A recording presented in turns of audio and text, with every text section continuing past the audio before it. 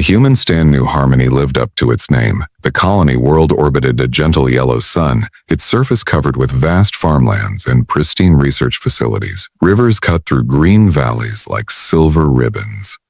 3 small moons hung in the night sky, lighting paths for the colonists who had built a peaceful life 200 light years from Earth. Commander Elena Vasquez stood in the command center of New Harmony's capital, Riverside City, and knew that peace was about to end. Around her, holographic displays showed the approaching Krell fleet, 73 bioships of various sizes, all moving with terrible purpose toward this world of 2 million souls. Evacuation status, Elena ordered, her voice cutting through the controlled chaos of the command center. Lieutenant Marcus Webb, a young officer Elena had personally selected for his quick thinking, responded immediately. 600,000 civilians have been evacuated aboard the transport fleet. Tsar. Fleet. Another 200,000 are in the final stages of departure. That leaves 1.2 million who either cannot be moved in time or have chosen to stay and fight. Elena absorbed the numbers without visible emotion. 1.2 million lives depending on what happened in the next few days. She could not afford to think about the weight of that responsibility. Not yet. Right now she needed to be a weapon, sharp and focused.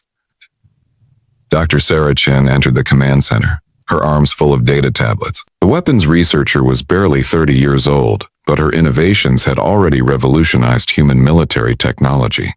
Her dark hair was pulled back in a hasty ponytail, and her eyes showed the kind of exhaustion that came from working 72 hours straight. The surprise is ready, Sarah announced, dumping the tablets on a tactical table. Honestly, I cannot believe we pulled this off in 2 weeks. Also, I should mention that what we are about to do will probably get us court-martialed if we survive. The council abandoned us, Elena said flatly. War. Their laws no longer apply. Show me what you have. Sarah activated a holographic display showing New Harmony's orbital space. Dozens of small objects floated in carefully calculated positions, invisible to most sensors. These are our modified mining charges. We have placed 473 throughout the system, concentrated along the most likely approach vectors.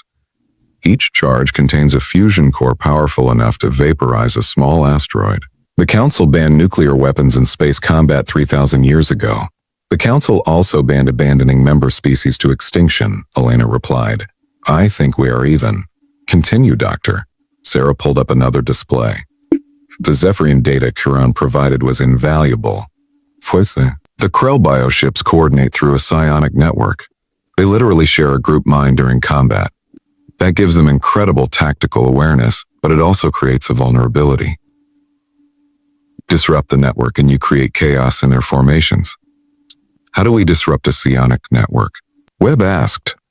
With this, Sarah held up a small device that looked like a metallic sphere covered in intricate patterns. We call it a psi-scrambler. It generates electromagnetic pulses tuned to the specific frequencies the Krell use for communication. According to the Zephyrian analysis, it should cause temporary blindness in their network. Like cutting the strings on a puppet. Elena picked up the device, turning it over in her hands. It was surprisingly light. How many do we have? 47 operational units, Sarah said. We can mount them on fighters and fast attack boats. They will need to get close to the Krell ships within 2 kilometers, but the effect should be immediate. Should be, Elena repeated. Doctor, I need certainty. Sarah met her eyes without flinching. Commander, we are fighting an enemy that has destroyed civilizations millions of years old, using weapons we invented 2 weeks ago, based on data from a species that never actually tried these tactics. There is no certainty. But the theory is sound, and the alternative is watching the Krell drain this world dry while we throw conventional weapons at them until we run out. Elena smiled despite the situation. I like you, Dr. Chen. You were honest about how insane this is. She turned to the tactical display. Here is how we are going to do this. The Krell will expect us to meet them in orbit with standard defensive formations. Instead, we are going to let them come to us. She manipulated the holographic controls, showing their defensive plan. We position our fleet in orbit but not in formation. We spread out, making it look disorganized. When the Krell arrive, they will see what appears to be a weak, scattered defense, They will push forward aggressively because that is what they always do. And walk right into the minefield, Webb said, catching on. Exactly. The moment they enter effective range, we detonate the charges. The explosions will disrupt their formation and damage their bioships. While they are reeling, our fighter wings equipped with psi-scramblers move in. We blind them, break their coordination, and then hit them with everything we have. Sarah studied the plan with a critical eye. It could work. The Krell have never encountered nuclear weapons because the Council banned them. They will not have defenses prepared for that kind of damage. And if we can disrupt their psionic network, even temporarily, they will lose their primary advantage. What about ground defenses? Webb asked. If any Krell ships make it through to the surface, we need to be ready. Elena pulled up surface maps of New Harmony. The civilians who stayed are organizing into militia units. We have distributed every weapon we could manufacture, from military-grade rifles to improvised explosives. If the Krell land, they will find that humans fight very differently on the ground than in space. Dr. Chen showed him the other surprise. Sarah grinned, and for a moment she looked more like a mischievous student than a weapons researcher. We have been studying the Krell biology. They are carbon-based, but their cellular structure requires extremely high levels of nitrogen to function properly. Fortunately, we happen to be on an agricultural world with massive stockpiles of nitrogen-based fertilizers. Fertilizers, Webb repeated slowly. You are planning to use farming supplies as weapons. Not just fertilizers, Sarah corrected. We are going to weaponize the entire ecosystem. New Harmony's soil contains high concentrations of nitrogen compounds. We have spent the last week introducing modified bacteria that will break down those compounds when triggered, releasing toxic gases that specifically target Krell biology. If they land, they will find the ground itself, fighting against them. Elena watched Webb's expression change from confusion to horrified understanding to grudging admiration. That is the most agricultural form of warfare I have ever heard of. Humanity has been fighting for survival since we lived in caves, Elena said. We have always used whatever we had available. The Krell think they are coming to drain a farming world. They are about to learn that farmers can be very creative when protecting their land. The command center fell silent as everyone absorbed the magnitude of what they were planning. This was not the clean, honorable warfare the Council practiced. This was desperate, brutal, and unforgiving. But it was also the only chance they had. How long until the Krell arrive? Elena asked. 8 hours, Webb reported. Our long-range sensors show them maintaining course and speed. They are not trying to hide their approach. Why would they? Sarah said bitterly. They have consumed dozens of worlds. They have destroyed species with technology far beyond ours. From their perspective, New Harmony is just another meal. Elena walked to the command center's main viewport, staring up at the sky. Somewhere beyond that blue atmosphere, death was approaching. But she also saw something else. Transport ships lifting off, carrying civilians to safety. Fighter craft running patrol patterns, their pilots ready to defend their home. Ground forces setting up defensive positions, armed with weapons that ranged from advanced plasma rifles to hunting rifles that had belonged to their grandparents. They think we are weak because we are young, Elena said quietly. They think we will break because we have not faced true adversity. But humanity has faced extinction 100 times in our history. We crawled out of the primordial soup, survived ice ages and asteroid impacts, plague and war, and our own self-destructive tendencies. Every time the universe tried to kill us, we adapted and overcame. She turned to face her command staff. The Krell are about to learn a very important lesson about humanity. We do not surrender. We do not give up. And when you back us into a corner, we come out fighting with everything we have. Today, we teach them that lesson. Today, we show the galaxy that humanity does not go quietly into extinction. The command center erupted in determined acknowledgement. Officers returned to their stations with renewed energy. Sarah Chen went back to checking her weapons systems one final time. Lieutenant Webb coordinated with the fleet, ensuring every ship knew their role in the coming battle. Elena returned to the tactical display, studying the Krell fleet one more time. 73 ships against her force of 50 combined military and civilian vessels. By every measure of conventional warfare, humanity should lose. Their technology was inferior, their numbers were smaller, their experience was limited. But humanity had never won by conventional measures.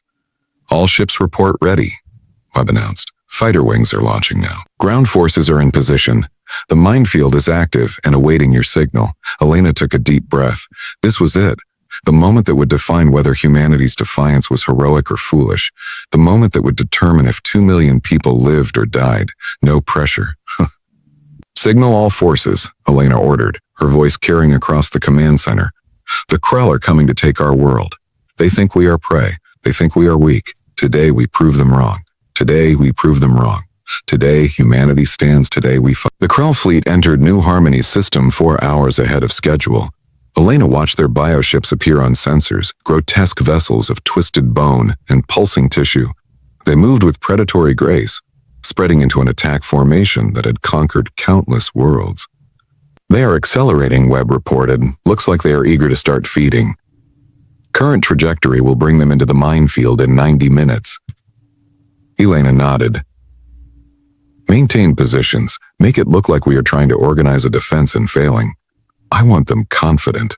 The human fleet shifted into deliberately poor formations. Ships bunched together in some places, left gaps in others.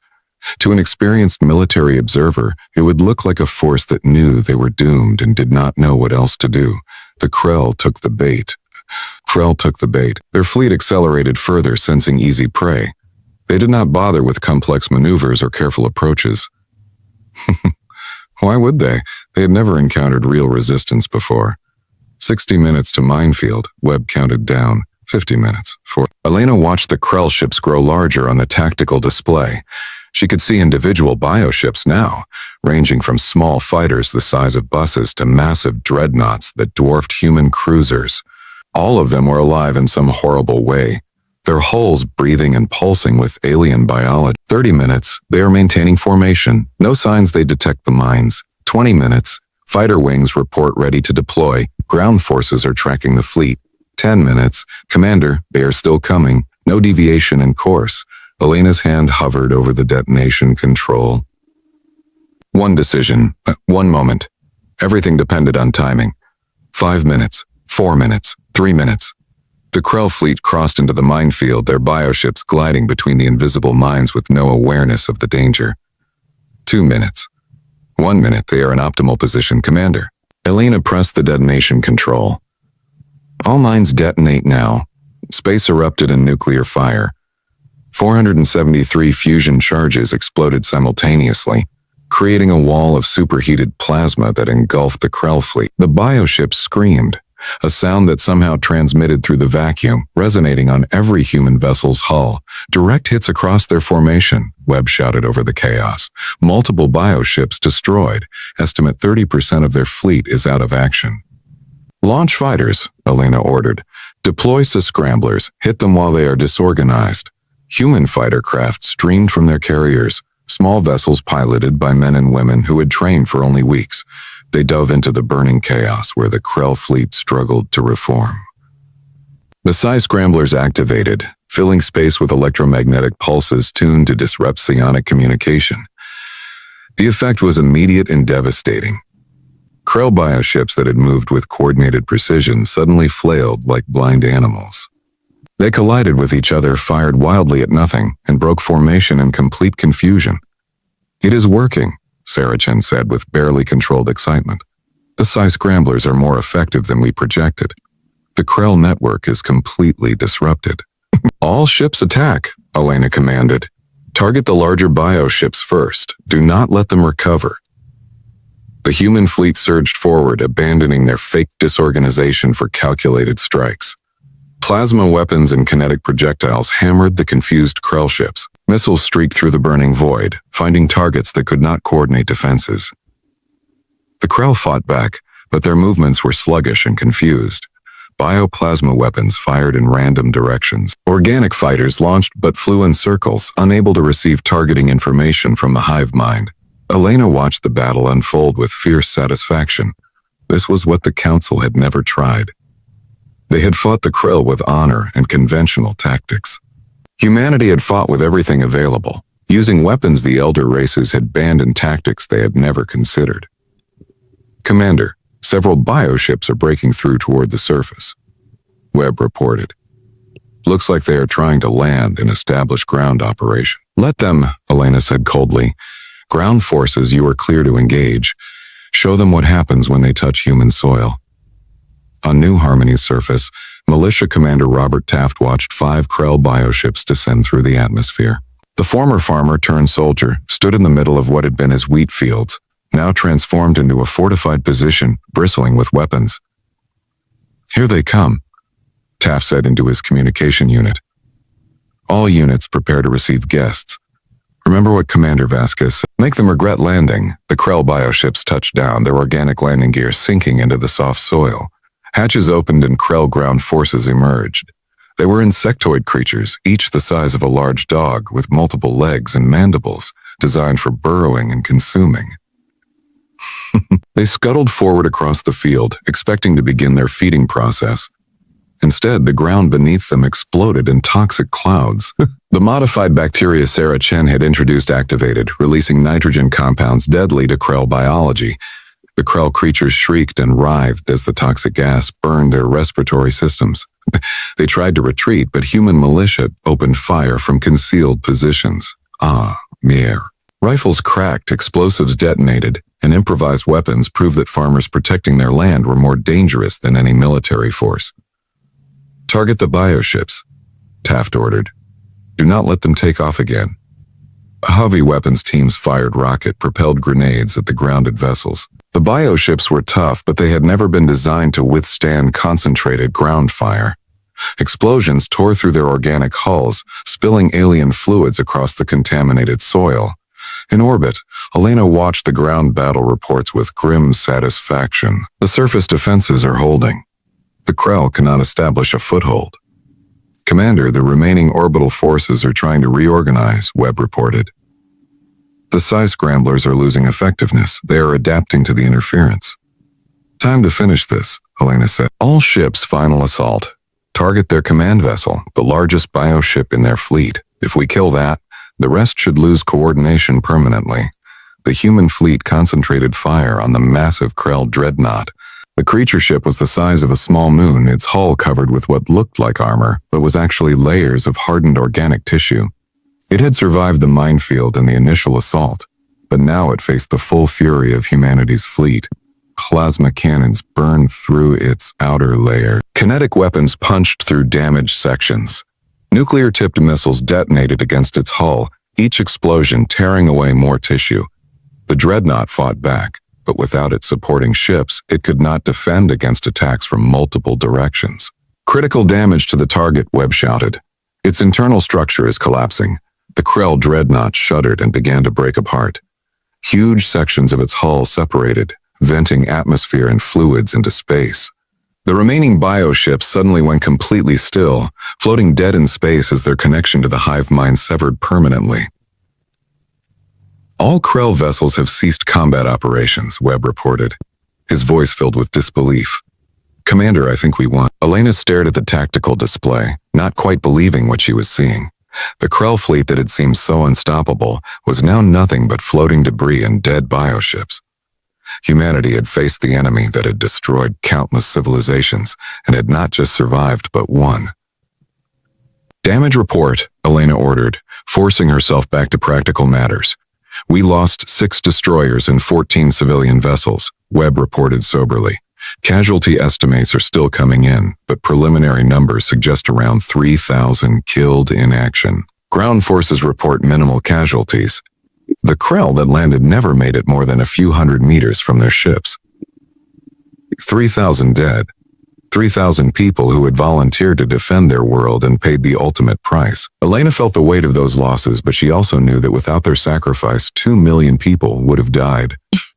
Signal Earth, Elena ordered. Inform Admiral Reeves that New Harmony is secure. The Krell fleet has been destroyed. Humanity has won its first major engagement. The command center erupted in cheers. Officers hugged each other. People cried with relief and joy in the release of terrible tension. Dr. Sarah Chen collapsed into a chair, laughing and crying simultaneously. Elena allowed herself a small smile. They had done. Humanity had faced the test and passed. But she knew this was only the beginning. The Krell would send more ships. Other threats would emerge. The fight for survival was far from over. "Commander," Webb said, his voice carrying across the celebration, "we are receiving a transmission from the Galactic Unity Council." Chancellor Voran himself. "He is requesting to speak with you." Elena felt a cold satisfaction settle over her. "Put him through." Chancellor Voran's holographic image appeared, his 4 eyes wide with something that might have been shock. "Commander Vasquez, we have been monitoring the battle. What you accomplished should have been impossible. The Krell have never been defeated in such a manner. How did you do it?" Elena met the Chancellor's gaze without warmth. "We did what humanity has always done, Chancellor. We adapted. We innovated. We refused to accept defeat. And we used every advantage we had, including weapons and tactics the Council would never approve." "Nuclear weapons," Voran said quietly. "Biological warfare, tactics that violate every convention of civilized combat." "The Krell violated our right to exist," Elena said flatly. "They violated 2 million lives when your council decided those lives were not worth defending." "Do not talk to me about conventions, Chancellor. Talk to me about survival. That is the only thing that matters now." Voran was silent for a long moment. When he spoke again, his voice carried a note of respect. "The Council made a decision based on logic and mathematics. You have proven that there are factors beyond logic and mathematics. Factors like human determination and willingness to do whatever it takes to survive." "Is there a point to this call, Chancellor?" Elena asked. "Because I have casualties to attend to and defenses to rebuild in case the Krell send more ships." "The point, Commander, is that the Council would like to reconsider its position. Your victory at New Harmony has demonstrated that the Krell can be defeated. Perhaps humanity deserves a place inside the barrier shield after all." Elena felt anger flash through her. "Now you want us inside your barrier, after we proved we could defend ourselves. After we did the impossible without your help. Where was this offer when we needed it?" "Commander, please try to understand." "No," Elena interrupted. "You understand something, Chancellor. Humanity does not need your protection. We do not need your barrier. We will defend our worlds ourselves, using our own methods and our own determination. And when we have secured our territory, maybe then we will consider whether we want to rejoin a council that abandoned us." She cut the transmission before Voran could respond. The command center had gone silent, everyone staring at her. "Did I just tell the leader of the Galactic Unity Council to go to hell?" Elena asked. Sarachin grinned. "Yes, Commander." And it was beautiful. Elena looked around at the people in the command center. They were exhausted, traumatized, and victorious. They had faced impossible odds and won through courage, innovation, and sheer human stubbornness. "We have work to do," Elena said. "Recovery operations, defensive preparations, and planning for the next engagement. The Krell will be back and we need to be ready. But today, we proved something important. We proved that humanity can stand alone. We proved that when every other species abandons us, we can still choose to fight and win." Lieutenant Webb raised his hand in a salute. "For humanity, Commander." The entire command center echoed the salute. "For humanity." Elena returned the salute, feeling pride swell in her chest. Humanity had stood alone against extinction and had chosen war, and in that choice they had found something more valuable than any alliance or barrier could provide. They had found the strength that came from knowing they could depend on themselves. The stars outside continued to shine, indifferent to the drama playing out beneath them. Somewhere in that vast darkness, more enemies waited. More challenges would emerge. But humanity would face them as they had faced the Krell at New Harmony. With courage, innovation, and the absolute refusal to surrender. The abandoned had become the defiant. And the galaxy would never look at humanity the same way again. The abandonment, the central nexus of the Galactic Unity Council, had never witnessed such chaos. Thousands of holographic projections flickered in the vast spherical chamber, each representing a member species of the galaxy's oldest alliance. For 3 millennia, this council had maintained peace across 700 star systems. Today that peace was crumbling like ash in the solar wind. Supreme Chancellor Voran stood at the heart of the chamber, his towering frame casting shadows across the polished obsidian floor. The Thalorian leader had guided the council for 2 centuries with wisdom and patience. Now his 4 eyes reflected nothing but exhaustion and defeat. Behind him, massive displays showed the advancing red tide that had consumed the eastern spiral arm of the galaxy. The Krell had arrived without warning 6 years ago. Nobody knew where they came from or what they truly wanted. What everyone knew with terrible certainty was what they did. The Krell were parasites on a galactic scale. They landed on worlds, burrowed into the crust, and drained everything. Minerals, water, atmosphere, even the electromagnetic fields that protected planets from cosmic radiation. Within months, thriving worlds became dead husks floating in the void. Commander Elena Vasquez of the Terran Defense Fleet sat in the human delegation section, her jaw clenched so tight her teeth ached. She had been Earth's military representative for 3 years, arguing for better defenses and strategic cooperation. Now she watched as everything she had worked for dissolved before her eyes. Beside her, Ambassador Marcus Wu gripped his armrest with white knuckles. The elderly diplomat had spent his entire career building bridges between humanity and the elder races. He had negotiated trade agreements, cultural exchanges, and mutual defense pacts. All of that meant nothing now. Chancellor Voran activated the central projection. A 3-dimensional map of the galaxy materialized, rotating slowly. The red zones representing Krell infestation covered nearly a quarter of the display. Blue indicators showed Council fleet positions. A green line cut across the map like a scar, dividing the galaxy in half. The barrier shield project is complete, Voran announced, his deep voice reverberating through the chamber. Our greatest scientists and engineers from 40 species have created an energy field capable of spanning 3,000 light years. Behind this barrier, we can survive. The Krell cannot penetrate it. Elena felt her stomach drop. The green line passed through dozens of inhabited systems. Hundreds of billions of lives existed beyond that line, human colonies included. A Zephyrian counselor rose from her floating platform, her crystalline body refracting the chamber's light into rainbow patterns. What of the worlds beyond the barrier? What of the populations we would be abandoning? Voran's shoulders sagged. The mathematics are irrefutable. To defend the entire galaxy requires resources we no longer possess. The Krell consume faster than we can evacuate. Every day we delay, more worlds fall. The barrier represents our last hope for preserving galactic civilization. You mean preserving your civilization, Elena said, rising to her feet. Her voice carried across the vast chamber, amplified by the Council's acoustic systems. Humanity's core systems are beyond your barrier. So are the Deltari colonies, the Vex mining worlds, and 20 other species. You are not preserving civilization. You are choosing which civilizations deserve to survive. A Corinthian military commander, his reptilian features harsh under the chamber lights, responded with cold logic. Yibebe, Commander Vasquez, Earth has been part of this council for merely 160 years. Your infants compared to species who have existed for millions of years. The needs of the many must outweigh the needs of the few. Needs. Marcus Wu spoke quietly, but his words cut through the noise. Now we go home, Elena said. We tell Earth what has happened, and then we prepare for war. The shuttle ride back to the human cruiser Determination was quiet. Elena stared out the viewport at the stars, wondering how many of them would still shine when this was over. The Nexus station grew smaller behind them, that ancient symbol of galactic unity that had just revealed itself to be hollow. When they docked with the Determination, Captain Richard Foster was waiting. The veteran officer had commanded the cruiser for 7 years, fighting pirates and maintaining peace along Earth's borders. His weathered face showed no surprise at the news.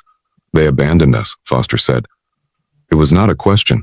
They did, Elena confirmed. 72 hours until the barrier activates. After that, we are on our own. Foster nodded slowly. Then we had better not waste those 72 hours. I will set course for Earth. Maximum speed. The Determination's engines flared to life, pushing the vessel away from the Nexus station. Elena stood on the bridge, watching the Council's home slip into the distance. Around them, other ships were departing as well. Some belonged to species protected by the barrier, rushing home to safety. Others belonged to the abandoned races, making desperate journeys to warn their homeworlds. Commander, the communications officer called out. We are receiving a tight beam transmission. Source is a Zephyrian vessel, the crystalline thought. On screen, Elena ordered. The holographic display flickered, revealing the image of a Zephyrian scientist named Kurian. Elena had worked with her on several joint research projects. The crystalline being's body pulsed with agitated colors. Commander Vasquez, I do not have much time. My government has forbidden contact with the abandoned species, but I could not let you leave without this. Kuran transmitted a data package. These are complete tactical analyses of every Krell engagement over the past 6 years. Official studies say they cannot be beaten, but I have found patterns, weaknesses that might be exploited if one is willing to take risks the elder races will not. Why are you doing this? Elena asked. Because the Council has become afraid, Karain said. We have forgotten how to adapt, how to evolve. How to evolve. But I watch humanity and I see something we lost long ago. You still believe impossible things can be achieved. Perhaps that belief will make a difference. Good luck, Commander. I hope we meet again someday. The transmission ended before Elena could respond. She stood in silence, processing what had just happened. Even in abandonment, humanity had found one ally. Data package is genuine, the science officer reported. It contains detailed sensor logs, tactical reports, and theoretical analyses. This is years of research, Commander. Copy it to every database, Elena ordered. Domina ordered. Send it to Earth immediately. This might be exactly what we need. Foster moved beside her, studying the data. It is a start. But even with this information, we are looking at a war we cannot win through conventional means. Then we will win it through unconventional means, Elena said. Humanity has always been good at breaking rules and finding new ways to fight. The Krell are about to learn that lesson the hard way.